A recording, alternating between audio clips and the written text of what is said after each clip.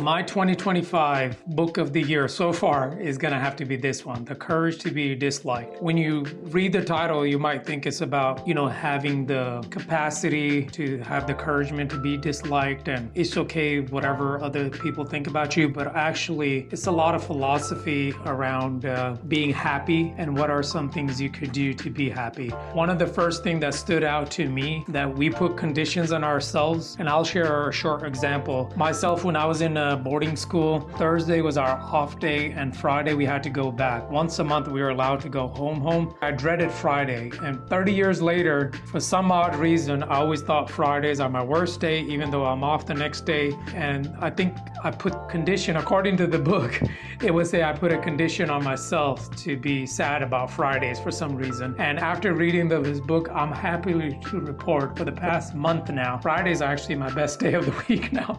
So I highly encourage a lot of folks to read this book. It's like a dialogue book between a youth and a philosopher. So I got a really kick out of reading this because they argue back and forth over little things. But a lot of things we do is almost to protect ourselves. Another example I'll give, since I'm into the social media video aspect of things. Sometimes you don't want to release a video because you think it's not good enough. People are going to crack jokes about it. Again, back to you're almost putting a condition on yourself not to release it because you're trying to protect yourself, and it's okay to do that. But when you recognize that and putting it out there, it's almost you have the courage to be disliked and the courage to be happy. If I could retitle this book, I would call it The Courage to Be Happy. You have to have the courage to be happy. Another big takeaway for me was everybody has their own task. My task, for example, is to do the job, put this video out there. Whether somebody judges it or likes it or dislikes it, even they like it, that's not my task. We need to stay within our task and things that are out of my control too. I don't know how people are going to behave or say anything about it, but I have the courage to put it out there and be okay with whatever happens to it, right? So I think that was some of the key